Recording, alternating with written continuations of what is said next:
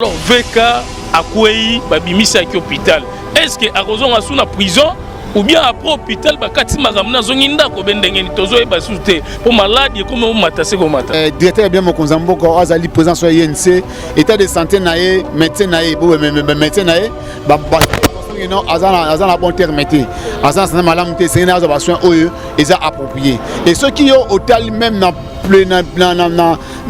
procès au prolonger biso donc c'est même anini certificat médical même ministère public à la personne qui avait malam pour la fête caméra à quelque chose besoin approprié tout on appelle ça bien malam appelle ça bien malam pour quelque chose besoin approprié donc ils a bisoté ils a ministère public ou ACP qui non à mon certificat médical ou en de Covid caméra c'est pour ça INC abigina azobation ou les appropriés donc petit coup de chapeau na ba konzamboka ou ba niveau de merazwa azobation approprié ndeto ba médecin na ba mo qui non aza kobela et senga azobation nde ba mien na santé nganda azobation mais au moins pour to ba malade ya kobela to bigina na période to leka to na kata coronavirus mboka na biso vite caméra alala ka toujours na cache na munoko et puis na kata biso bisika zali azaka d'insécurité mais biso mo keno to banzi non so ki ne Covid caméra et ka 100 mito non akuzala kaka sécurité na ndenge ni poison maladie marambo belo beni ko cha muntu lokola vitamine na kati ya boko c'est pas n'importe qui nimi ya ceux qui non vitamine za mali force ba so oza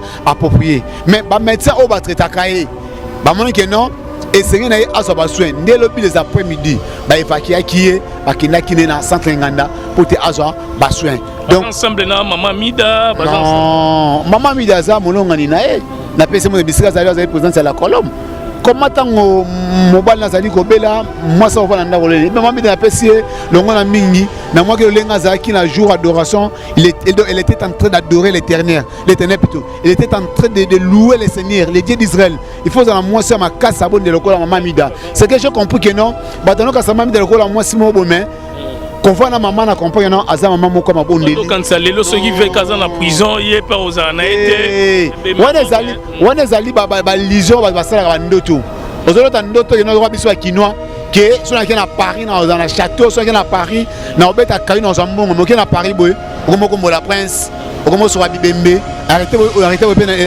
na ki boy otina pe le répéter ba batina na kina ba leki opé on se comprend donc maman Mida za maman o momo o apporter un plus na foyer papa na biso vite caméra à maman moko mabondeli à maman ça très simple mais bataille qu'on comprend biso bana INC et tu comprends qui est maman Mida et même biso nyonso peuple comment comprend qui est maman Mida parce que le lenge oyo abondela ka tout moment le lenge oyo non bas ensemble asa molonga ne pourquoi si autant mobala za ko bela moi sala te asa molonga ne ba zo côté na à tout moment na prison centrale ya makala maman Mida ya kana et puis marabiloko oyo et laisse ça pavillon metala motema malamu la biloko ele sera pavillon mais bisika fait kazali après ça fait permission pour oh pas tout nyonso ba contre même tout le monde soraya bango nyonso yone de commentaire na hôtel avec kate oleka monga avec ta libano na hôtel avec kate mais fait kana bongo na hôtel été vers na kata boloko tout ba état ba juste ba état yone dans l'émission donc vers kana kata boloko il faut ba ngona na kata boloko na maman Mida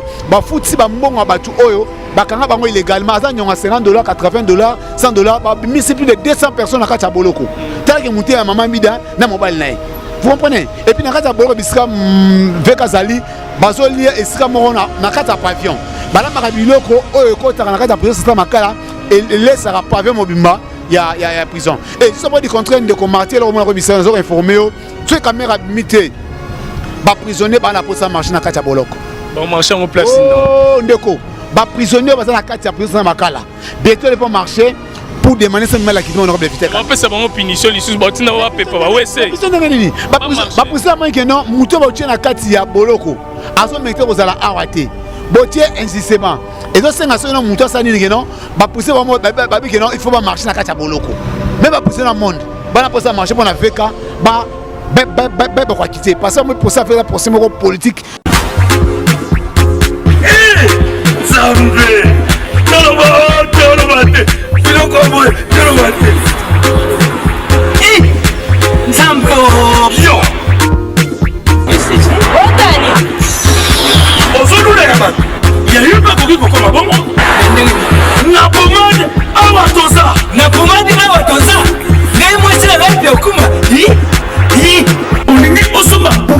naturel awa toza en ligne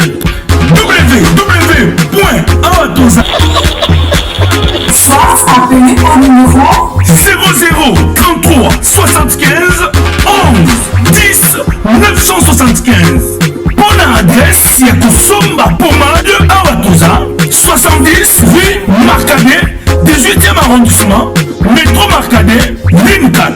Pomade Awatoza, esalami na bana mboka ba congolais, na banzete ya mboka Congo. Bokeba na boate. Pour la province d'Amolé, Nipende, Sinapetolo. Sumba gamme ya pomade Awatoza, masse yango na baparti oyo mongi evimba. Sima ya 3 mois, on fait résultat. Allez. La pomade Awatoza, masse na pas comme qui bokon. La pomade Awatoza. Glody Diasiga, la mignonne, la mignonne, Tracy Mbelenga Pro, Tracy Mbelenga Pro, Kata. Vraiment, il est drôle ce garçon. Chérie, faut suivre. Mais pourquoi tu finis la réunion? Tu ne vaux rien, tu ne fais rien, sors de chez moi. Bima! Je suis ton mec. Yo!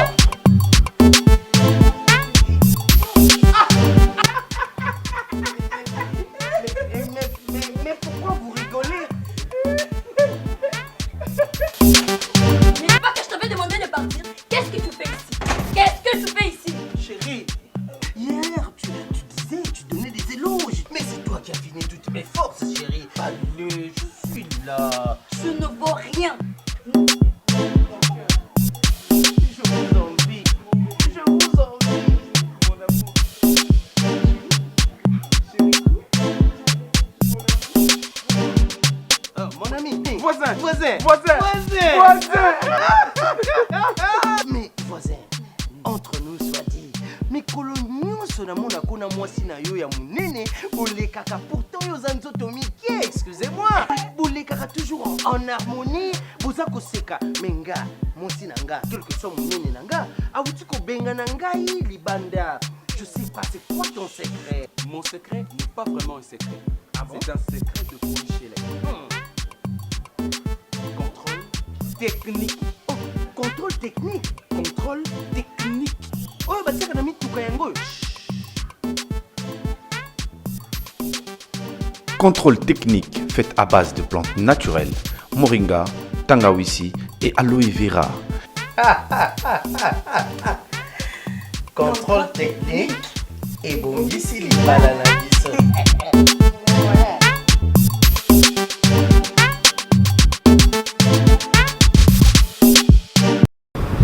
Bonjour mesdames et messieurs, bonjour encore à tous les Congolais de partout. On est sur Talabiso na Elenga Congo TV, chaîne moko na kati ya République démocratique du Congo. Tozali kola la te chaque fois na lobara bongo kolaksa bino vraiment ba réalité, ba actualité oyo ezali koleka na kati ya mboka na biso République démocratique du Congo. Martin Engi double vitesse affisée ensemble na gloire yakese na Medi Boulankete. Toza vraiment awa na INC bande kona biso ya INC tolobi lelo torotika bango te. INC ya sikamu pe pasika a face ya stade de martyr na sir bomoni place INC et komisiko yo Tracy Mbelenga Pro Glody Diasuka tozali toujours ko sala musana biso ndenge esengeli po ba congolais au baza niveau ya libanda po ba sentir vraiment que Congo na biso ezokende ndenge nini. Est-ce que ezali kozonga sima to ezali kokende liboso? Alors lelo ezalaki il faut qu'il marche ya INC ezala ndet balobaki lundi lelo le 24 il faut marcher ezala mais marche va modifier programme et commis le 28 je crois bon programme sous baropesa mais tout ça ana INC sango ya mawa o ezalaki na mitu ya bato belé bobengi biso bolobi veka ba misu balobi mabe ba kosela mutu makamute liwate ni te misu ba se déranger balobi Vital Kamerhe est-ce que azana ba moy Vital Kamerhe est-ce que akufi Vital Kamerhe asalibwe ebele balobi po ba eba ke Vital Kamerhe abelaki lobi déjà ezalaki akendaki mbang hôpital yango le to na INC po ba ebisa biso étant ya Vital Kamerhe ezali ndenge nini. Est-ce que malade wana ezo déranger ndenge nini akozonga sous prison ou bien akobima? Alors tozana Douglas Tulengi mwana mboka oyo azali cadre INC Mbote Douglas Tulengi. Mbote Ndeko Martin. Boni santé? Oui, santé za biso na état ba prisonnier tant que papa za na kacha boloko biso be bana ba Kamerhe seigneur so santé ki na prison mo to la kaka teni oyo il y a pièce contre pièce. Ndé Santana biso et Rosamala Mokolo VK à Kozala Akité. Et Rosamala Mokolo VK Santana comme Malam. Nous biso à Caméris, Santana biso et Kenana Katia Boloko. Alors Douglas Soulengi Batebele Baolanda biso na Elenga Congo TV partout dans le monde. Toza ana INC mon PPS qui place mon commune enseignement à face du stade de Martyr. Donc INC parti à Vital Caméré. Biso tout ebike nini marche fake samalelo pour bosalaki mes bosambelaki tozaki ba chaîne ebele bazalaki mais lelo marche elongwe na mpona ni oyebisa biso. Merci pas maintenant na yo na kolingana préciser bande na biso nyonso mikila poto bazana Canada, France, États-Unis, Belgique tozaka na kati ya veni enseignement bisaka ko futeri bisika ndeko Sambo Colombe ozalaki ancien député à INC nde asepelaki abimisa biso na lopango na ye bisika pe toye AP tozali kofutela kaka pe na kati ya enseignement bato baloba VK asoma mapango awa na Kisasa VK asoma la samba mais comme tasoma mapango ebele aza kofutela kino mo lelo donc wana eza stratégie na bino ta mususu nde bato ezali biloko ezali kaka diaboli be na posa basali kombo ya docteur honorable Vital Caméré ndomo toyali na kati enseignement to kofutela kaka par rapport à question na yo essayer na biso to ça lelo yo marche. Tout ça marche pourquoi? Tobaki à tout moment, moi na mboka Vital Caméré, le directeur bien mon konzamboka kosambaka, biso tout ça marche de balabala parce que moi qui VK qui condamné injustement qui condamné ba preuve o ba démontrer bisoté. Mais c'est biso ça la marche. Mais tant automoni que non, les lois ezali auto proposaka to ba to nzamba bonza to ba bonza bonza raté. To est de lamuki à la veille mon konzambiso ali kobela. Mais totali mon tata kobela to balabala. Ne to c'est biso non to na attitude toujours ya prière. Il y a quoi intercéder parce que sur la Bible dans la Psaume 23 David a dit non l'Éternel berger je manquerai de rien ce qui autant dans mon canal à Marc chapitre 16 verset 18 Bible a dit m'apporte pas non tokotia maboko na babeli et puis babeli ba kosali ba kobika yango biso moi que non olé ko sala marche eux ils allaient prévu to marcher le 24 tout le monde il faut une attitude il y a prière il y a kobondela pour la membre Vital Caméré ay ba kozala acquitté parce que le fait kaza kobela laisser médecin ko traiter ko bikisa yi eza kanzambe kaka veka bakanga na kati ya boloko les seuls juges les seuls avocats les seuls ministères publics eza kanzambe kaka ya mo biso toza na séance de prière au Saint-Ocha na tribunal au centre Vital Caméré na ministère public na avocat na veka tout ça na maboko ya nzambe justice céleste et ça dans quatre procès pour te faire ba kozala acquitté et même des choses le quoi papa na biso be président biso Vital Caméré o directeur bien mo konzamboka azali kobela ndeto bilelo to na attitude ya prière to bon de la porte nzambe ba kopesa guérison notre temps il ma commis comme na mokanda Marc chapitre 16 verset 18. Alors Douglas Soulengi tant kaka bobandi ko sambela to moni lelo zaki jour en marche mais lobby déjà VK koyaki VK balexé mon hôpital to éviter tension bien nini to éviter poser les qui là-bas tu me suis pas commenter na ndenga mabe na niveau Europe Amérique partout dans le monde ba lobby pe mabe na comme VK misusu pe ba encourager ba sepeline ba lobby pe maloba bien alors VK akwei ba bimisa ki hôpital est-ce que arozon asu na prison ou bien après hôpital bakati makamna zonginda ko bendengeni tozo e basute pour maladie comme on matase ko mata donc Martin merci maintenant na yo je pense que robano VK akwei VK tension naza médecin pour na ba ko identifier maladie wana médecin na été mais à ma connaissance on a bien kati ya parti be on a yebenta que communautaire à INC directeur bien mo konzamboka azali présent sur INC état de santé na ye médecin na ye bo médecin na ye ba constat que non azana bon terme té azana sana malamu té c'est une observation oyo eza approprié et ceux qui ont hôtel même na procès tu ko le ka ba tu ko prolonger biso to ko c'est même anini certificat médical même ministère public à la pesa qui avion malamu pour la Vital Caméré a ken rejoindre ba soin approprié tout on appelle ça avion malamu appelle ça avion malamu pour rejoindre ba soin eza approprié donc eza biso té eza ministère public ou ACP que non à mon certificat médical ou en de Vital Caméré c'est présent INC abigina azobation ou est approprié to pesi coup de chapeau na ba konzamboka ou ba Vital Caméré azobation approprié ndeto ba médecin na ba mo que non aza kobela et senga azobation nde ba mi na santé nganda azobation mais au moins pour to ko ba malade kobela to bigina na période to koleka to na kati ya coronavirus mboka na biso Vital Caméré alala ka toujours na cache na munoko et puis na kati Puisque bisika zali asa kati insécurité mais biso mo keno to banzi non so ki ne ko Vital Kamerhe et ka sambi to non akozala kaka sécurité na ndenge ni poison maladie marambo belo beni ko cha muntu ko la Vital na kati ya boko c'est pas n'importe qui Vital Kamerhe azali allié ya détail ya IDPS azali poto bengi directeur bine ya mokonzambuka azali moko na kati ya coalition ya Cash FCC cause Vital Kamerhe un des cabinets depuis le monde était le monde depuis 1960 jusqu'à aujourd'hui tout ça comme on a été bakanga ministre bacha na boloko en fonction bakanga directeur cabinet mokonzambo bacha na fonction be bakanga beaucoup mais bacha na fonction mais les autres moni les mêmes personnes au abundi pour l'état de droit les mêmes personnes au abundi pour alternance salama que curieux un président en vie et un président sortant plutôt un président entrant un président sortant bami baïba ça dans bon abisso c'est Vital Kamerhe il y a une main noire na kata proso ne ba chef na kati ya bolo comme Vital Kamerhe asa ko be na bi kenon nzamba ko sala ngolu nzamba Israël o abiksa rabatu o abiksa batade zibete ça a obiksa mwana mboka Vital Kamerhe azali président ya INC. Alors merci à obiksa Vital Kamerhe azali président ya INC ndenge bosambela kinzapo nzamba nzamba mawa ya batu nyonso. Alors tobeta sete na likambu ya malade ndaza na hôpital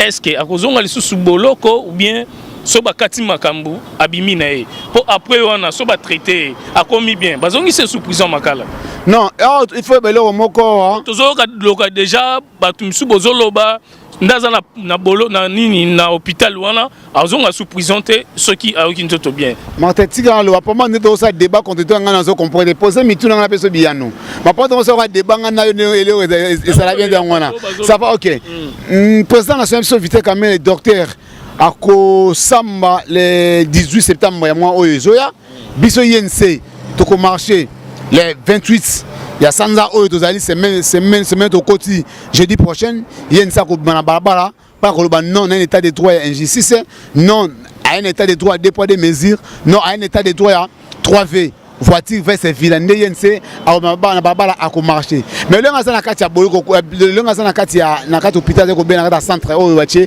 azako na baso aux appropriés mais ce qui est non a comme un bon état a comme une santé malamu akoya ko samba soko asambi to bien Vital Kamerhe kozala quitter to kosaka kitima na simple purement parce que tout le monde biloko tout le monde bisika moté ba trace ba démontrer biso to no Vital Kamerhe ibela mbongo to même bisika moto bi genote voilà mbongo ndeko Jamal azwaka et à contrepartie ndambo azate Vital Kamerhe ba tra démontrer biso ya ngote mbongo jano muyi mazwa idem ba tra démontrer biso to no mbongo jano muyi mazwa que azwa ndamba pesa Vital Kamerhe na ndai bandona nga o ya lamuka na pesa bango mbote mpaka na mun Martin Fayulu na landa ki ba koloko mo pesa mbote Fayulu c'est mon frère c'est mon frère, tu as une de l'opposition, na coalition pour les frères dialogue, tu as une bango, on appelle ce mot de Bisika Zali, parce que Banzembo et Mama qui tango ndeko Fayulu yaki, yomo rosa témoin, que ça lango Vital Kamerhe était, botika Vital Kamerhe salini, abimanae. Donc même peuple, même population, au tribunal bagenon, tu condamné Vital Kamerhe na combo ya peuple. Les mêmes peuples aussi a comme qu'on réclamait acquittement honorable Vital Kamerhe. Donc moi je pense que non, c'est un procès purement politique, c'est un procès. C'est un procès purement politique. C'est un procès, il y a purement qu'il y a une main noire dans ces procès, il y a à boire et à manger. Mais moi je pense, lorsque l'honorable Vital Kamerhe sera bon état, il sera toujours acquitté. Parce que Vital Kamerhe a été bien mon cousin pour agir au point du contraire, a rempli ça par condition nion so ils valables pour être monté à payer liberté provisoire. Mais quand moi ça bazar au boya ko pesa Vital Kamerhe liberté provisoire par rapport à quoi? Nani azo boya aussi ko na mutu moko onde atelemeli makambo. Il y a toujours Martin, il y a une main noire dans ces dossiers. Il y a une main noire dans la Kamerhe azali bandade. Mais c'est ça. Vital Kamerhe c'est un avocat ba ko sambela na mboka na biso. Ba ko pesa Vital Kamerhe avocat ba ko sambela. Mais to meba ndeka miso oyo bazu avocat. Libana ya mboka ba ko samba. E ko sabiso pas mingi. Vital Kamerhe c'est un modèle pour nous les jeunes. Ata ba ko lobaka mais à travers na kabila panda ba mbula. Président Assemblée nationale, bah auditer plus de 2 fois à l'Assemblée nationale, à ça qu'on va monter.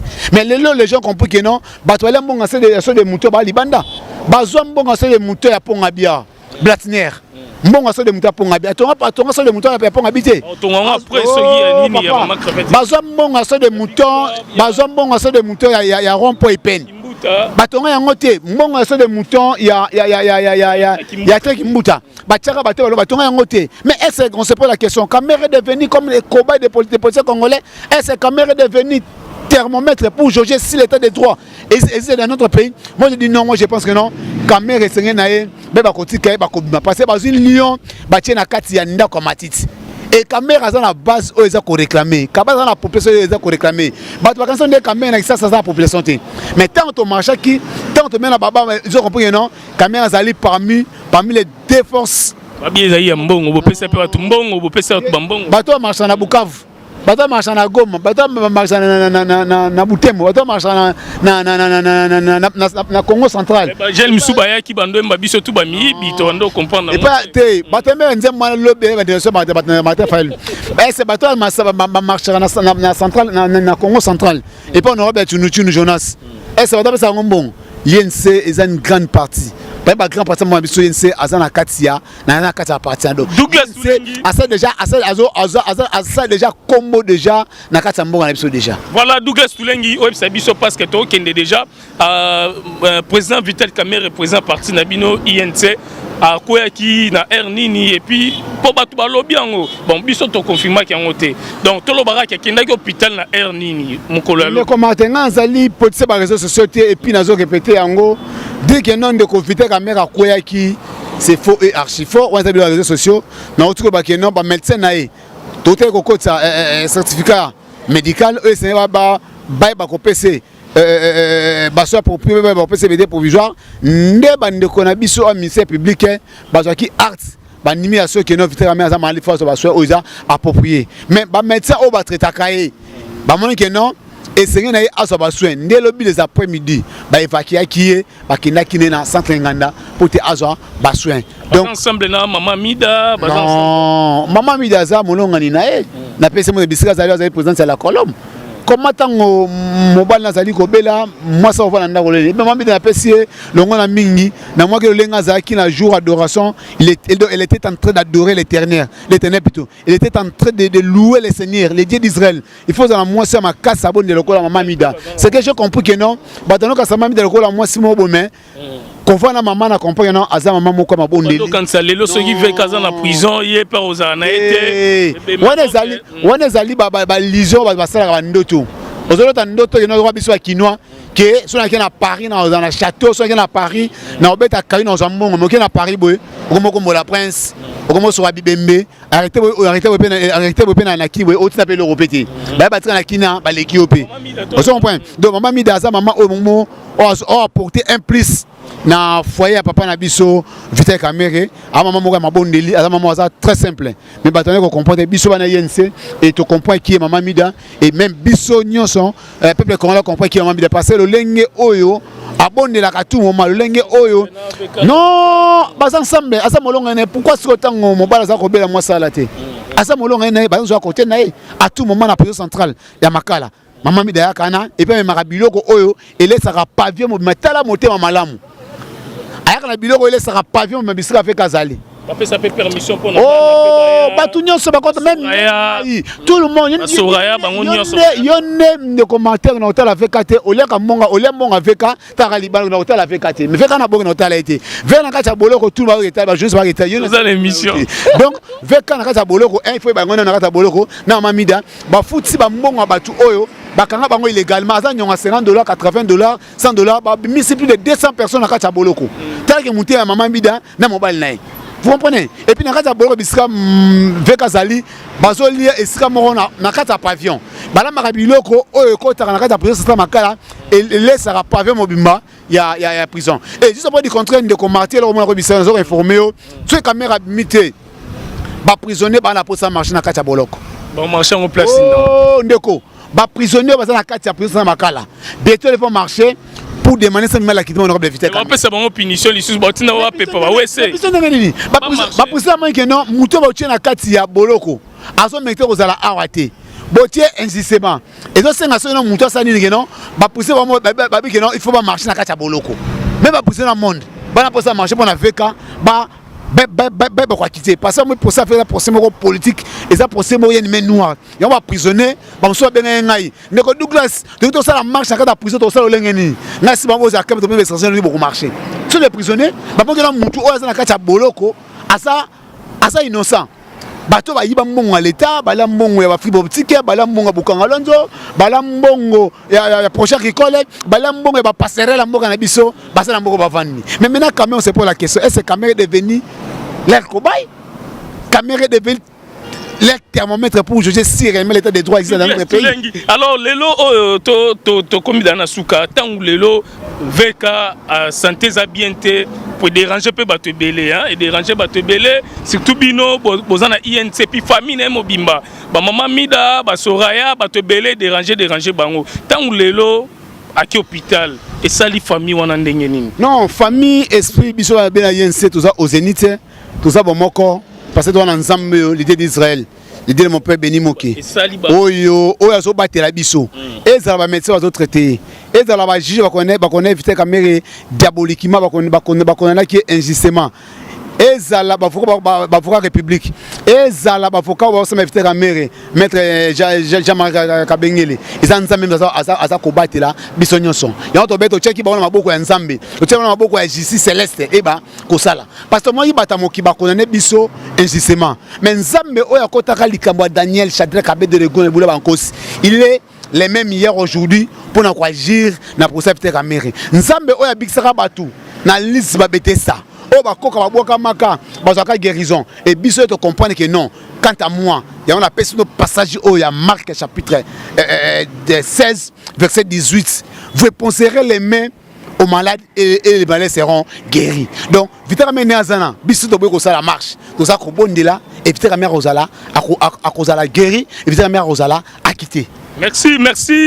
Nancy Bandeko Bele, Bolandi Biso lelo na Elenga Congo TV ensemble na Douglas Toulengi vraiment tozali kobetali solo ya VK Vital Kamere o azali vraiment na hôpital azali maladie to beti pe li solo ya mama Mida Chati to beti li solo ya basora to solo li vraiment li solo ya INC pour la libération ya VK. Alors merci vraiment na Bandeko to Bolandi Biso maman Antoinette na niveau ya Bruxelles na peso pe mbote trop. Merci na Mati Aluta Moulumba, merci na Michael Aluta, merci na Medi Boulankete, oh vraiment, Azanangai Martin Engi double vitesse à fusée, merci na Gloire Diakese. Alors, numéro de téléphone na bandeko tout, talibiso lelo, na émission na biso, bakope ko benga, pour na kope sape, makamzu pour na veka. Non, on appelle ça merci bandeko sur soutenir vite caméra de loin, bas dans la Poto, Canada, France. On appelle ça merci bandeko sur bazo ba mabe pour na veka. Mais nous avons VK notamment en nuage, il y a la Colombe, en Israël, dans la carte d'Égypte, pour Israël, il y a des caméras, à table, ils vont toujours maigrir. Les amis, c'est mon roi les jeunes de papa Vital et Vital Caméré en bas. Donc, tous les jeunes de Vital Caméré sont toujours maigrir. Donc, au cours on a prisonnier, au cours président. Au cours on appelle président Osuga. Prisonnier. Donc vite ramener ngazana. Il a pas cassé nda koti prison. On a cassé. On a cassé ça dossier vide. Et puis dossier vite ramener déjà to bané dans déjà ne bandé déjà. Tant obimane président est-ce que postuler souhaiter que président de la République. Vite caméra Vital Kamere ozalaka kanda moko. Vital Kamere finit toujours d'être un jour président. Mboka na biso ba accepter na bango côté prison. Est-ce kokota prison bi que non kokota prison pour c'est monde de Roger Coco. Azana kota prison pour ça à député provincial.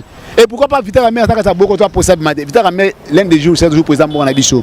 Numéro contact 2023. Numéro contact plus 643 84 380 25 63 plus 643 84 380 25 63. Alors merci Elenga Congo TV, chaîne moko na kati ya République démocratique du Congo, Martin Engi double vitesse à fusée ensemble na Gloire Diakese, Medi Boulankete tozane a vraiment botika malamu boza toujours branché na Elenga Congo TV.